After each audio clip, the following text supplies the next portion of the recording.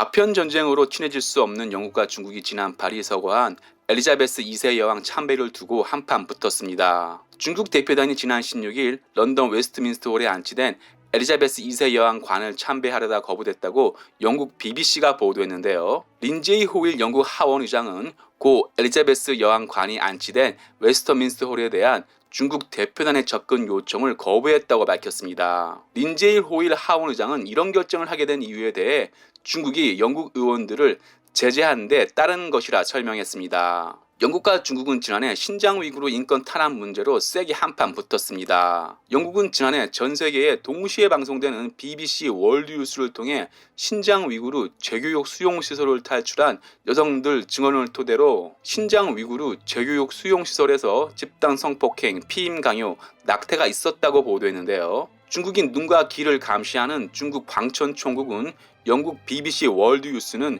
중국 국익을 해치고 하나의 중국을 방해한다며 중국 국익과 하나의 중국을 인정하지 않는 언론은 중국에 존재해서는 안 되기에 영국 BBC 월드 뉴스 방송을 중국에서 금지한다고 밝혔습니다. 중국 정부가 영국 공영방송 BBC 월드 뉴스 방송을 금지하자 영국 정부도 런던에 있는 중국 국제 텔레비전은 중국 공산당 아래 운영된다며 영국 방송 면허를 취소했습니다. 영국 하원의원은 한 발 더 나아가 신장 위구르족은 범죄와 집단 학살로 고통받는다고 적시하며 영국 정부의 국제법 동원을 촉구하는 결의안을 만장일치로 통과시켜버렸습니다. 영국 의회까지 신장 위구르 인권 문제를 전 세계에 알리자 중국도 가만히 있지 않았습니다. 중국은 신장 위구르 인권 문제를 알린 영국 의회 의원 7명을 포함한 9명의 영국인을 대상으로 여행 금지 및 자산 동결 조치를 했는데요. 아직도 영국 의회와 중국은 서로 제재를 풀고 있지 않기에 영국 의회가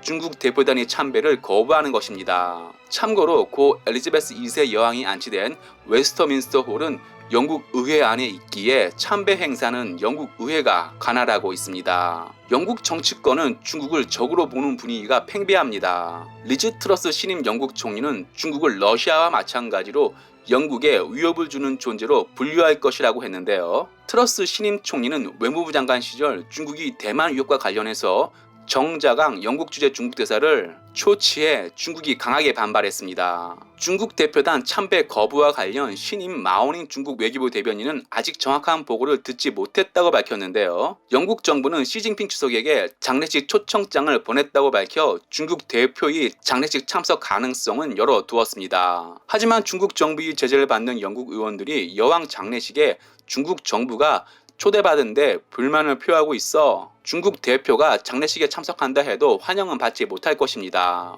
영국 빅토리아 여왕 시절에 일어난 아편 전쟁에서 무참히 짓밟혔던 중국은 영국 여왕 장례식에 참석하고 싶지 않을 것입니다. 마튜브 마치겠습니다. 유익했다면 구독, 좋아요, 회원 가입 부탁합니다.